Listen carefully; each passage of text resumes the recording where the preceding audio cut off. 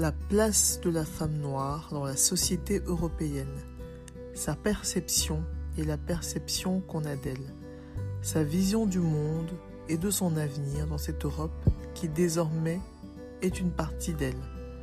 Voilà quelques-uns des sujets abordés avec les invités durant ce podcast. Nos discussions vont permettre la synthèse des points de vue, mais aussi mettre en évidence l'hétérogénéité de ce groupe. Le débat promet d'être critique, inspirant, sans langue de bois.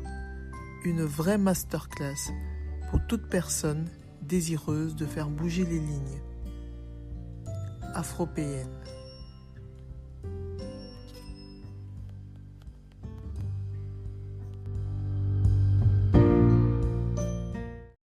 Bonjour Laura. Bonjour. Bienvenue sur le podcast Afropéenne. Je suis super contente de te recevoir et j'ai vraiment hâte d'apprendre plein de choses sur toi. Et donc je vais commencer. Merci beaucoup de l'invitation. Oh, avec plaisir. Avec plaisir. Donc on commence par le plus simple, les présentations. Est-ce que tu peux nous dire qui tu es, ce que tu fais? Alors, je m'appelle Laura Genza, j'ai 28 ans. Je suis bruxelloise, exilée à Bruges depuis maintenant 2 ans. Je suis aussi rwandaise, je suis aussi afropéenne. Je pense que c'est pour ça d'ailleurs que j'ai accepté ton invitation sans connaître le podcast. Je me suis dit, bon, ça au moins je suis sûre que je suis afropéenne. C'est un terme que j'aime beaucoup utiliser pour me décrire. J'adore. Et puis quoi d'autre? Je travaille dans le secteur associatif, je travaille dans le secteur des ONG de développement depuis 2017. Ouais. Ok, super. Ça c'est un bon début. Tu as déjà enchaîné sur ma question suivante qui est, te considères-tu comme afropéenne et surtout, est-ce que tu connaissais déjà cette expression? Apparemment oui. Explique-nous un peu comment tu as... Ouais. Je me souviens que la première fois que j'ai entendu le terme afropéen, c'était pendant le Afropean Festival aux Beaux-Arts, la première édition. Ça m'avait super fort intriguée parce que je m'étais dit, c'est vrai que peut-être pas notre génération, en tout cas pas ma génération à moi qui est née en Afrique, mais je me dis peut-être que d'ici... mes arrière-petits-enfants, ils auront un peu du mal à se décrire comme africaines et qu'il y aura une évolution comme on peut l'observer aux États-Unis où maintenant on utilise le terme afro-américain, même si il y a des débats aussi autour de ce terme-là. Mais ça m'avait fort intriguée et puis en allant à ce festival, je m'étais rendu compte en fait que j'étais entourée de personnes où on avait des identités raciales qui étaient assez similaires puisqu'on était tous des Africains qui ont passé la majorité de leur vie en Europe et qui du coup ont un sentiment de citoyenneté qui est très fort lié à leur identité européenne, mais tout en faisant partie d'une sorte de sous-groupe africain. Notre identité, citoyenneté, elle est tout le temps remise en question. Donc ça m'avait... j'ai fait sciences politiques, donc les questions de citoyenneté, j'étais vraiment... ok, en fait, ça peut travailler quelque chose en moi, et surtout, au-delà de l'intellectuel, je sentais qu'il y avait vraiment là une identité dans laquelle je me reconnaissais sans que je me pose trop de questions. Alors que si on me dit tu es rwandaise, j'ai souvent un moment de oui, je suis rwandaise, mais bon, je suis née au Congo, j'ai jamais vécu au Rwanda, j'ai passé la majorité de ma vie en Belgique, alors oui, je suis rwandaise, d'accord. Et quand on me dit que je suis belge, je suis toujours un peu en fait je suis rwandaise, et donc, alors que afropéenne, j'ai pas d'hésitation, je dis oui, tout à fait, je suis afropéenne, ça c'est sûr. Aussi parce que c'est encore une identité qui est pas définie, et du coup il y a encore tout à construire dans ce que ça veut dire et ce que ça représente pour nous. Et donc c'est une identité qui est pleine d'opportunités et qui, moi, me rend assez optimiste. Ok, et dis donc, ça c'est un grand moment. Franchement, tu en as parlé d'une façon que je n'avais pas encore entendue jusqu'ici. C'est très très chouette. Bon, alors tu m'as déjà donné quelques petits indices, mais j'ai justement te demander quel est ton parcours.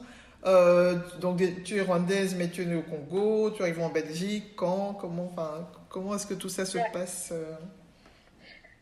jusqu'à ton exil bruxellois? Je suis née au Congo en 94. en octobre 94, et donc qui est l'année du génocide Oui, la fameuse Rwanda. année. Mes parents étaient en exil et je suis née pendant leur parcours d'exil. Puis là, les massacres au Rwanda vers un lieu plus safe, un lieu en tout cas où ils pouvaient se sentir en sécurité. Et ma mère était déjà enceinte au moment où ils ont commencé à fuir. Ok. Je suis donc née à Bukavu, donc vraiment de l'autre côté de la frontière. Yes. Et après 4 années dans des camps de réfugiés, ils ont réussi à venir en Belgique en 98, du coup en décembre 98. C'était en décembre parce que je me souviens qu'il y avait de la neige et que c'est la première fois que j'ai vu de la neige. Ça reste un traumatisme dont je me souviens chaque hiver. Et puis voilà, après donc j'ai grandi au départ à Verviers. Quand on est arrivé, pendant là où j'ai fait mes premières années à l'école, puis on a ensuite déménagé à Bruxelles où j'ai fait le reste de mon parcours scolaire et universitaire. Et donc j'ai été à l'université à l'ULB où j'ai étudié les sciences politiques et ensuite un master en sciences de la population et du développement, ce qui est un terme très long pour dire que c'est un master qui te prépare à travailler dans des ONG et dans le milieu associatif international. D'accord. Et ben dis donc. Donc tu savais très tôt, tu savais dès le début de ton parcours universitaire ou peut-être avant que tu te destinais à ça? Ah oui. Ma famille se moque souvent de moi parce que j'ai décidé de faire sciences politiques quand j'avais 7 ans. Parce que je voulais être journaliste et que je voulais être avocate, et un oncle m'a dit en riant bah ça c'est des sciences politiques, c'est vraiment à l'intersection des deux. Moi je me suis dit ok, bah alors je ferai sciences politiques, et c'était un peu sans réfléchir que je me suis inscrite. Je me suis dit bah ça fait maintenant 10 ans que je dis que je vais faire ça, donc c'est ce que je vais faire. Mais dès le début de mon parcours, oui, j'avais très envie de travailler autour des questions de migration.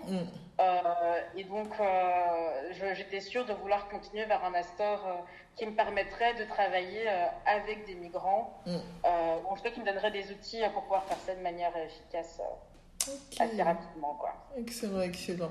Et donc là, tu te retrouves tout à fait dans ton projet de vie. Et, oui. Et tu tu es engagé dans une ASBL Africalia, c'est bien ça, hein? Oui, c'est bien ça. Est-ce que tu peux nous expliquer un peu? En sortant de l'UNIF, après un stage aux affaires étrangères wallonnes, on va dire, dans leur administration, qui s'occupe aussi de la coopération au développement, j'ai eu la chance de commencer directement dans une ONG. Pas Africalia au départ, une petite ONG à Louvain-la-Neuve, mais qui travaille déjà aussi sur les questions de migration. Donc moi, ça m'intéressait beaucoup de rester autour de ces questions de migration, mais en restant attaché au territoire belge, et donc de vraiment travailler avec des diasporas, plutôt que de travailler avec des primo-arrivants ou de travailler sur des migrations internationales. C'était vraiment cette identité de diaspora qui m'intéressait beaucoup. Et à la suite de ça, j'ai travaillé au CNCD 1111 sur le projet Soliris, qui est un projet dans son volet associatif qui se concentre à nouveau sur les diasporas, et où là, c'était vraiment soutenir des organisations de diaspora qui veulent lancer leur propre projet. Donc, les accompagner, les former, les visibiliser surtout, parce que ce que je trouve toujours très intéressant, c'est que beaucoup de personnes pensent qu'il faut former les diasporas à faire des choses, alors que souvent elles le font déjà depuis très longtemps, et c'est juste qu'on ne leur donne pas la place pour le montrer. Et donc il y a des associations de diaspora qui font du travail de coopération internationale depuis 20-30 ans, mais qui n'ont jamais reçu de financement et qui ont peut-être un besoin de formation, mais un besoin de formation qu'ils auraient reçu s'ils avaient été reconnus comme professionnels, plutôt que de penser qu'il faut les professionnaliser. Donc c'était vraiment aussi au cœur du projet l'idée de mettre en avant en fait toutes ces associations, tout ce travail qui a été accompli par les diasporas, puisque les diasporas sont la première source d'aide au développement au monde, avant l'aide publique, avant tout l'argent que les gens envoient dans des organisations comme aide charitable. C'est vraiment l'argent que les diasporas envoient vers leur pays qui est la première forme d'aide au développement. Et donc pour moi, c'était très important qu'à travers ce projet-là aussi, on puisse reconnaître leur travail et leur importance dans le système économique mondial, en fait. Et maintenant, depuis juin, je travaille à Africalia, où là, c'est toujours pour visibiliser des diasporas, parce que je suis un peu monomaniaque. Mais maintenant dans le secteur de la culture.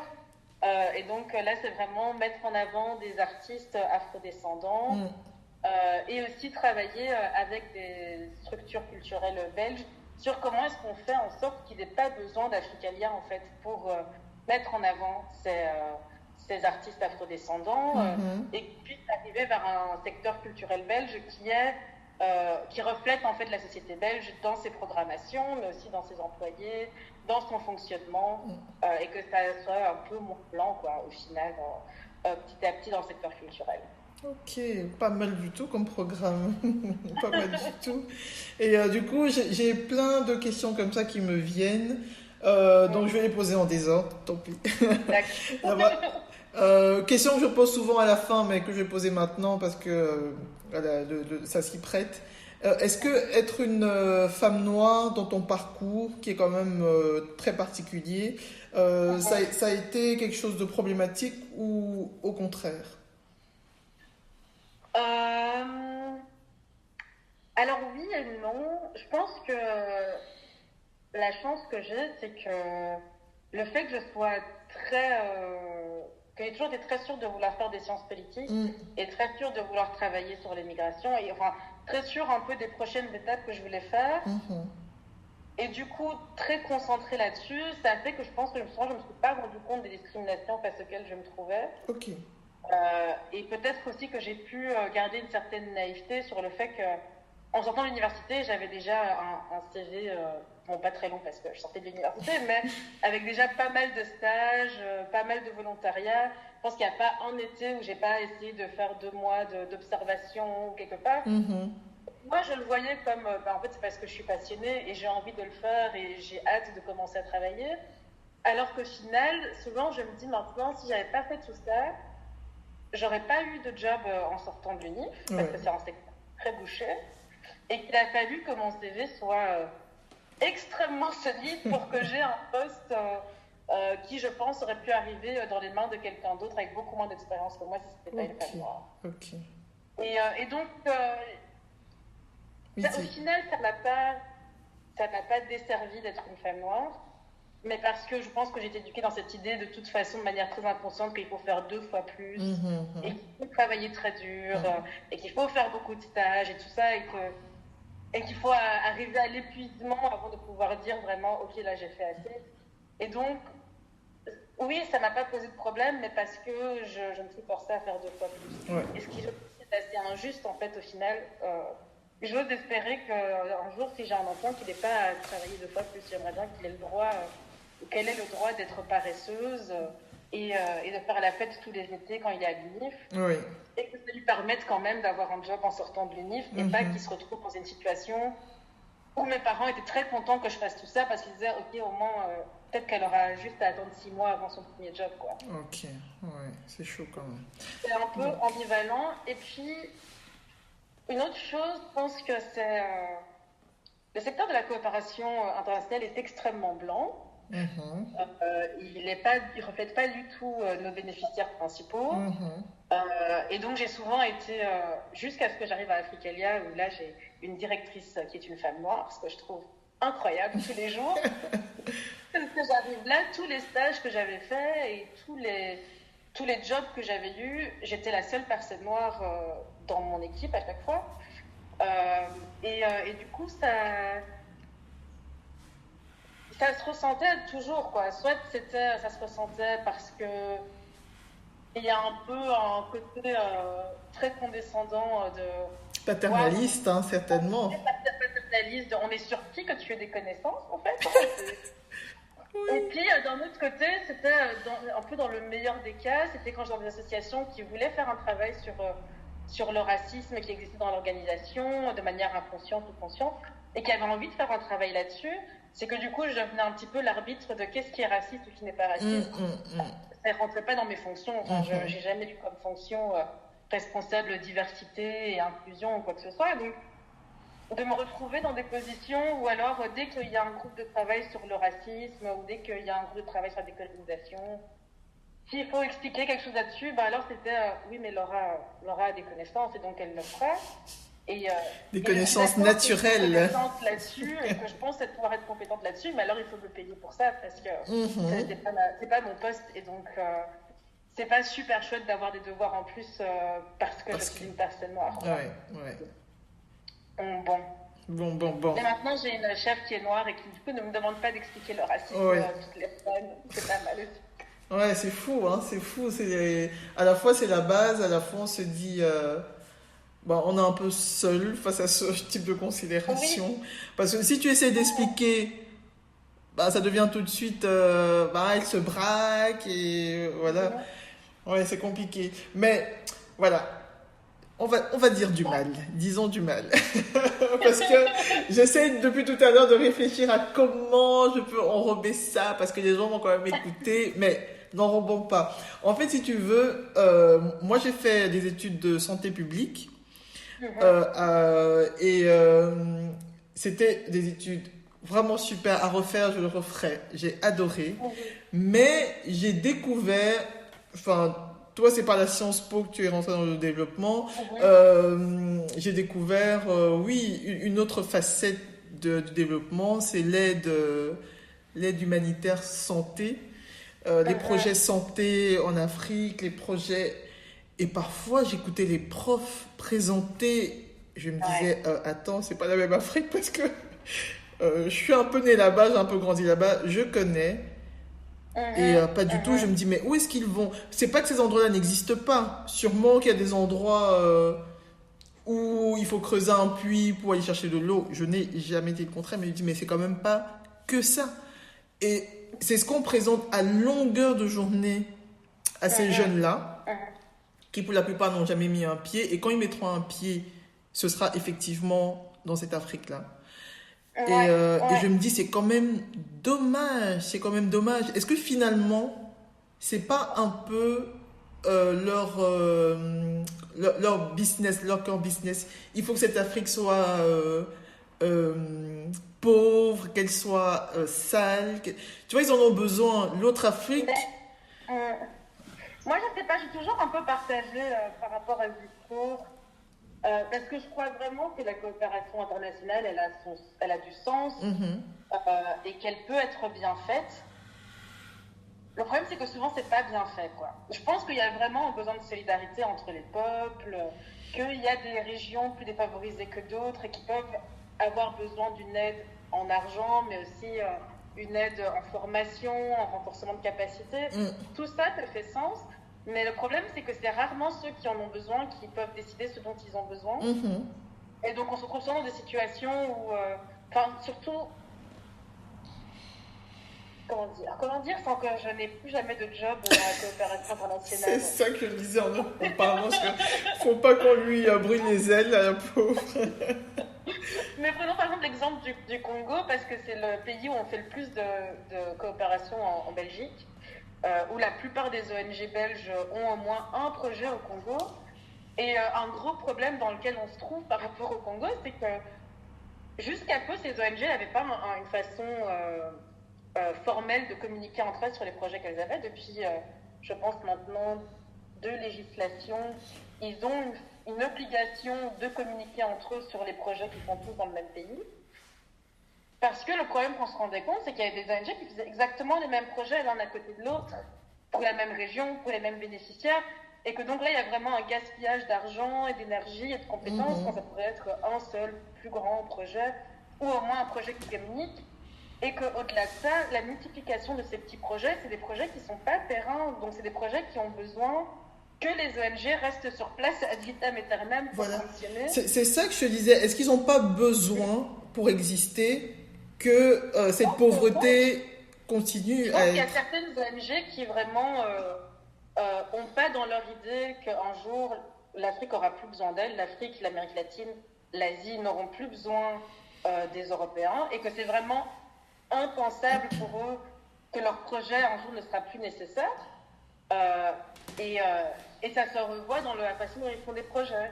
Je me souviens très fort durant mon stage que j'avais fait à la région Wallonne, d'un responsable d'un projet financé entièrement par la région Wallonne au Rwanda, qui m'expliquait qu'il avait dépensé des centaines de milliers d'euros à faire un projet sur le foie gras au Rwanda, mais que ça avait échoué parce que les Rwandais ne mangent pas de foie gras. Et je me suis dit, mais moi, si tu m'avais demandé directement, je t'aurais dit que les Rwandais ne mangent pas de foie gras et que donc ton projet de...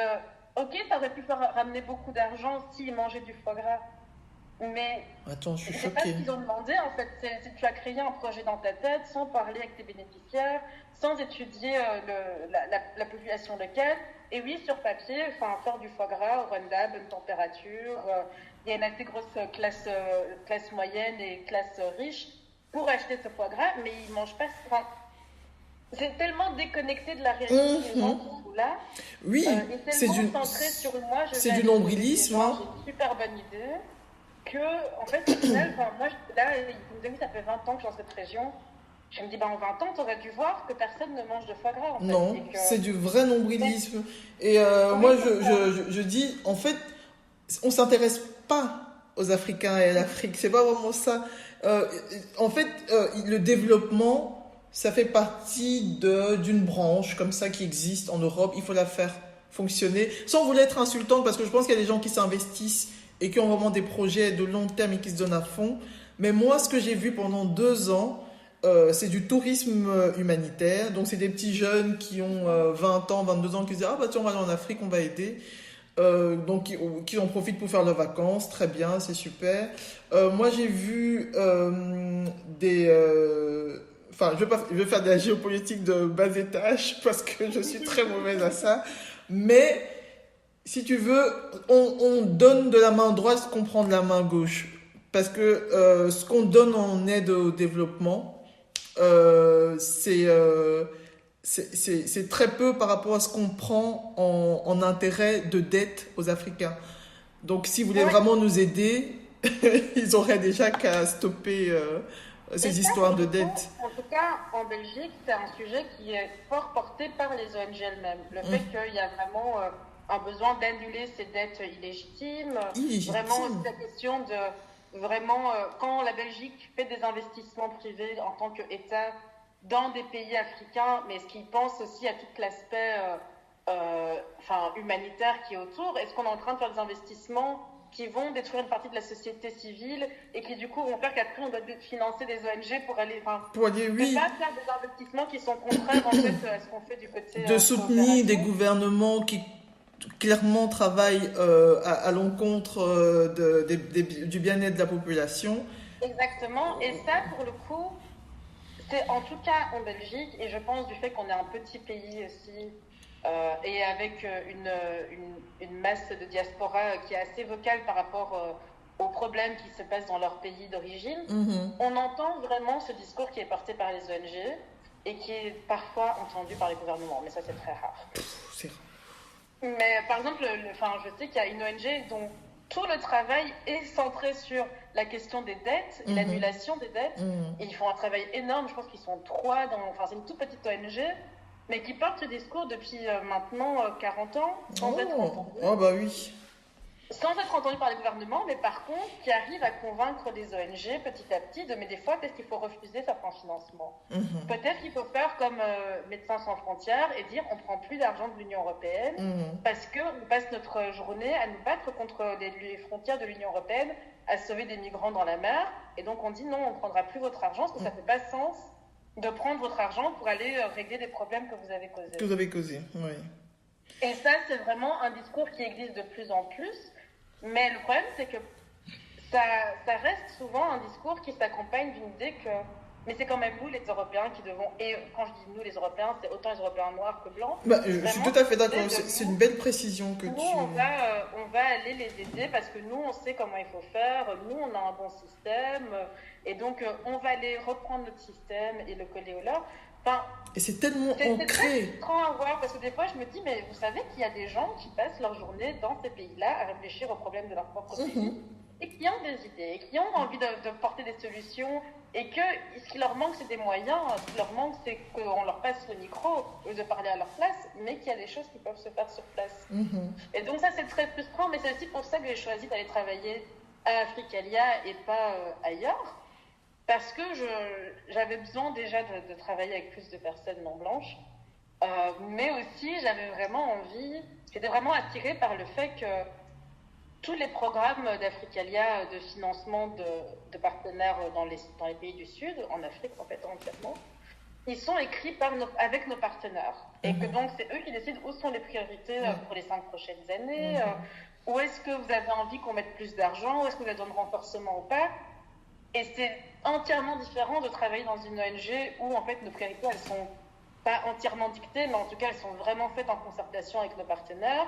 Et un projet et une ONG où on s'assied tous entre nous et on se dit on a lu Le Monde hier et c'est vrai qu'en Arabie Saoudite ils ont vraiment besoin de droits des femmes et donc nous on va faire ça tout seul ça change entièrement la dynamique. Mais bon, après je suis quand même d'avis qu'une majorité d'ONG ne font pas ça comme ça oui, enfin c'est et du coup leurs projets font peut-être du bien sur le court terme mais sur le long terme ils apportent pas de changement. ouais. Non, vraiment pas. Moi, j'ai fait 2 missions humanitaires et j'étais dégoûtée. J'étais dégoûtée. La première, on n'a pas été réellement jusqu'au bout. En tout cas, moi, pas.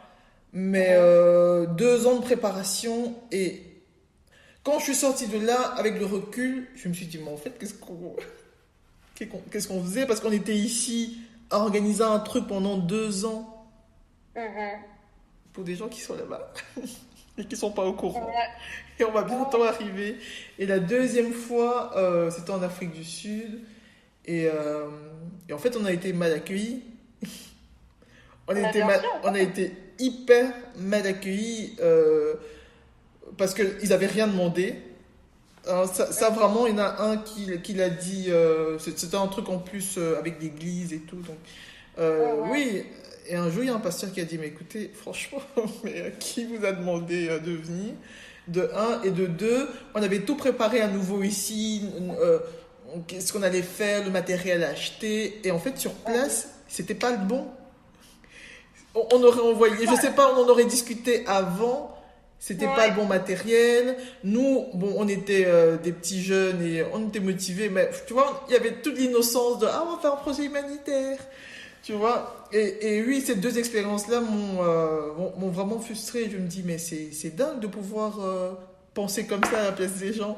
Et comme tu dis, c'est nous les Européens, parce que on était quand même pas mal d'Africains dans ce projet. Mais c'était plus une question de couleur de peau. C'était nous qui venions là, comme une ça. fois, on sent le privilège européen une fois qu'on est sur le continent. Et je me disais ça, j'ai été en vacances là, bon, je pars complètement dans d'autres choses, mais j'étais en vacances au Ghana là en décembre. Ah, je sais pourquoi. Pour le festival Afro-Nation. Oui. Oui, qui est une catastrophe, mais bon, ça c'est un C'est autre pas vrai. problème. Du coup, en fait, au Ghana, il y a une masse d'Afro-Américains qui retournent dans leur pays, dans la façon dont ils voient ça, c'est vraiment aux sources, etc. Et ils viennent souvent avec cette idée de on va essayer d'aider le pays où on arrive. Mais ils arrivent avec cette arrogance occidentale. Je dis les Afro-Américains parce que c'est eux que j'ai beaucoup vus là-bas, mais c'est la même chose que je vois dans des gens qui me disent je vais retourner au Rwanda. Oui. Ils sont électriciens, mais là-bas ils veulent créer toute une ONG qui va faire irriguer de l'eau dans tout leur village.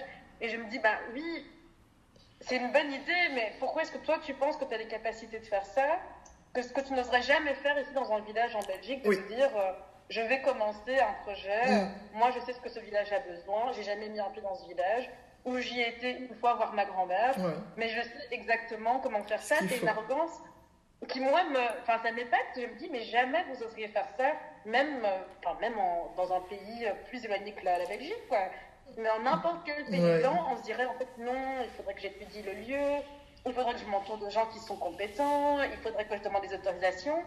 Mais là, comme on est noir et que c'est en Afrique, on se dit oui, en fait, je trouve que de toute façon, c'est quand même mieux que ce qu'il y a. T'es trop forte. Parce que tu arrives à poser des mots parfaits sur ce que je pense. Non mais, juste impeccable. Parce que tu as tout dit. Tu as tout dit. Mais c'est quelque chose qui me frustre au quotidien, quoi. Je me dis, je suis d'accord que les ONG traditionnelles, il y a énormément de défauts, qu'il y en a beaucoup qui ne devraient plus exister, que leur modèle est complètement obsolète et très... Oui, très, nous on sait, mais je pense qu'il y a beaucoup de diasporas qui n'ont pas encore analysé leurs propres privilèges et la façon dont ils les imposent quand ils retournent dans leur pays d'origine ou dans d'autres pays du Sud global. Et c'est inquiétant de voir ça se passer dans des gens de notre génération qui ici portent des discours très décoloniaux et qui ne les supportent plus une fois qu'ils retournent sur le continent, quoi. Ouais. Là, tu donnes un vrai coup de pied dans la fourmilière. Hein. Non, non, je t'assure. Et je pense que comme on peut se plaindre parfois du fait que les personnes blanches ne se rendent pas toujours compte du racisme, nanana, je pense qu'on devrait vraiment retourner le miroir, boum, sur nous-mêmes et se dire qu'on ne se rend pas toujours compte de l'arrogance qu'on peut avoir par rapport aux nôtres. Juste parce que... Ouais. Ouais, mais c'est top. Sinon, qu'est-ce que je peux dire? Comment tu vois l'avenir du coup? Mon avenir à moi? Ton avenir à toi, l'avenir de tes projets humanitaires, ONG. Ben, moi, je viens juste de commencer à Africalia et je m'y plais vraiment bien, donc je pense que je vais y rester encore un petit moment. Je pense qu'il y a encore beaucoup de choses à construire, encore beaucoup à apprendre sur le secteur culturel, parce que même si on est une ONG, là on est vraiment très loin des ONG classiques qui travaillent plus sur l'agriculture, la santé, etc. Le secteur culturel, c'est un secteur vraiment particulier. Ouais, c'est vraiment, c'est la première fois que je vois une ONG qui est spécialisée là-dedans. Ouais. Je pense qu'on est 2 ONG en Belgique à faire ça. Ok. Plus le musée l'Africa Museum, qui est aussi plus ou moins une ONG. Mais du coup, oui, je pense que je vais rester là-dedans. Je me plais beaucoup aussi dans ce secteur qui, je trouve, secteur culturel, et, bon, a beaucoup de défauts aussi, mais a au moins ce côté très ouvert à l'innovation et très ouvert à penser au-delà des frontières, au-delà et de vraiment mélanger les gens. Qui moi aussi me pousse un peu peut-être à être moins rigide dans la pensée. Donc j'ai l'impression d'apprendre encore énormément de ce secteur et je pense que je vais rester encore là un moment. Okay. Mais à côté de ça, je suis aussi investie depuis 3 ans, je crois maintenant, 3 ou 4 ans, dans Black History Month Belgium. Qui est en train d'être entièrement repensé en ce moment-ci. Je ne suis pas sûre que je vais rester investie dans la nouvelle version, mais en tout cas je continuerai de les supporter de l'extérieur dans tous les cas et de travailler à ce genre d'événements, des événements pour les personnes. C'est bientôt, hein, c'est février, je pense. C'est mars en Belgique. C'est mars, ok, d'accord. Ouais. Ok. Mais cette année-ci, à mon avis, il n'y aura pas vraiment d'édition du festival, du mois Black History Month en Belgique, parce qu'il y a vraiment une restructuration complète de l'association qui est en train d'être faite. Mais voilà, si c'est l'année prochaine, si cette année-ci, on continuera à faire des événements pour les gens noirs, par les gens noirs. Et ça, c'est quelque chose qui me tient à cœur de continuer à pouvoir contribuer à ce genre d'espace. Magnifique. Aussi. Oh, magnifique, c'est super. Tu sais que j'ai une question, rien à voir, mais je me dis, je vais la poser quand même. Est-ce que le milieu, c'est vraiment la question de la maman pour ses futurs enfants, est-ce que le milieu, dans la Sciences Po, au milieu des ONG, est-ce que ça fait vivre son homme? Tu vois, si mon fils me dit, ah maman, je veux faire Sciences Po, moi, j'en vis, mais je pense pas être représentative de la majorité des gens qui font coopération développement. Ok. Je pense que si, c'est moi, ce que j'ai toujours dit à mes cousines et tout ça qui me demandent quand ils se tournent vers des secteurs un peu... sont pas réputés pour le d'emploi qui est à la fin, c'est si tu le fais, il faut pas le faire à moitié, quoi. Il faut vraiment alors savoir que tu devras faire beaucoup de stages, beaucoup de networking... et que ça veut quand même pas dire que tu auras un job à la fin. Il faut aussi être prête à se dire, en fait, peut-être que je devrais faire autre chose. Ah ouais. Mais je pense que moi, j'ai fait la version master. Il y a aussi une version en bachelier où tu fais juste en bachelier en coopération internationale. Je pense à Namur, qui existe. Je pense que la qualité de l'avoir fait avec une forme de master, c'est que j'aurais pu utiliser ces compétences dans autre chose que dans la coopération au développement, puisqu'au final, c'est quand même un apprentissage aussi de qu'est-ce que c'est la recherche, qu'est-ce que c'est de travailler dans des organisations internationales de manière générale, qu'est-ce que c'est faire de la gestion de projet. Et ça peut être appliqué ailleurs. Il faut juste avoir l'ouverture d'esprit de se dire peut-être que je vais être dans les ressources humaines plutôt que la coopération développement. Et je pense que c'est possible de trouver du travail, mais c'est plus simple, je pense, de trouver du travail si on fait dentiste ou médecin. Oui, c'est clair que... Moi, j'espère vraiment que si j'ai des enfants, ils vont se lancer dans des études où il y a plus de jobs à la clé. Ouais. Mais toi, ça a toujours été ton plan A, tu n'avais pas de B et t'as foncé. J'ai jamais été au chômage depuis que j'ai fini mes études. Je pense que c'est un bon plan pour moi. Ouais. Mais je pense qu'il faut être très concentré sur ce qu'on veut faire. Ouais, mais si un jour ils veulent faire ça, tiens-moi au courant. Ça marche. Oui. En tout cas, merci pour ta réponse très honnête. Alors, maintenant, on arrive tout doucement à la fin. Et la question que j'aime bien toujours poser aux gens, c'est qu'est-ce qui, dans ton parcours, t'a permis de garder le cap, d'être aussi focus? Est-ce que tu as des idoles, enfin des figures comme ça importantes? Est-ce que c'est un livre, un film, un mantra? Je pense que j'ai été très bien entourée dans ma famille. J'étais en train d'essayer de penser à une personne dans ma famille, mais je pense que c'est vraiment plusieurs personnes. Je pense à mes parents. Enfin, mon père, c'est quelqu'un qui est très positif et qui est aussi très en fait, tu n'as pas le choix que de le faire. Donc, si tu as décidé de faire quelque chose, tu n'as pas d'autre choix que de le faire jusqu'au bout. C'est toi qui t'es mis cet objectif. Donc, il est très... Il n'y a pas à stresser. Il n'y a pas à poser de questions. Il faut faire ce qu'on a dit qu'on allait faire et puis c'est tout. Et puis, je pense que ma mère, c'est quelqu'un qui voit très grand, qui pense toujours que je pourrais avoir plus que ce que je veux. Il ne faut pas juste se dire, en fait, voilà, là, j'ai un job, c'est... Quel est le meilleur job que je pourrais avoir? Quelle est la meilleure formation que je pourrais avoir? C'est quelqu'un qui est très, qui se satisfait pas du minimum, et ça m'a beaucoup aidé aussi à moi-même pas me satisfaire du peu qu'on voulait me donner. Et puis j'ai plein de tantes qui ont toutes des personnalités très fortes les unes comme les autres. Il y en a une qui m'appelle docteur depuis que je suis enfant et qui garde l'espoir qu'un jour j'aurai un doctorat. Je pense que c'est la dernière à avoir cet espoir encore autour de moi. Et je pense d'avoir tous ces gens qui étaient tellement sûrs que j'allais réussir. En fait, ça m'a un peu... ça rassure quoi, de se dire je suis entourée de gens qui me connaissent depuis longtemps, qui sont sûrs que je vais réussir. Et du coup, alors moi aussi je suis sûre que je vais réussir. Et comme dirait mon père, il n'y a plus qu'à le faire. Hein. Ok, sur ces belles paroles. Je te remercie en tout cas pour ta participation. Toi qui me disais, je ne sais pas ce que je vais dire, tu pars. Mais je me suis dit que c'était très bavarde. Un vrai puits de science. Non, franchement, je t'appelle docteur aussi. La façon que tu as de poser des mots naturellement et simplement sur des concepts qui sont quand même compliqués pour la plupart des gens. Tu es vraiment dans ton chemin. Chapeau. C'est ce qui se passe quand on est vraiment monomaniaque et qu'on lit et qu'on ne travaille que dans un seul secteur tous les jours. Au bout d'un moment, ça se naturalise dans le discours aussi. Allez, super. En tout cas, merci beaucoup pour ta présence sur le podcast. Merci pour tous tes enseignements. Et on continuera de te suivre sur Africalia. Maintenant qu'on connaît, on continuera de suivre. Et donc voilà, bonne soirée et à bientôt. Merci beaucoup. Au revoir. Au revoir.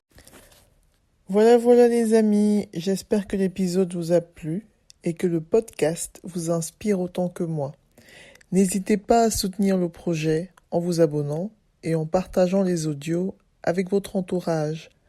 Laissez des commentaires et plein d'étoiles et à très vite pour un nouvel épisode. Ciao!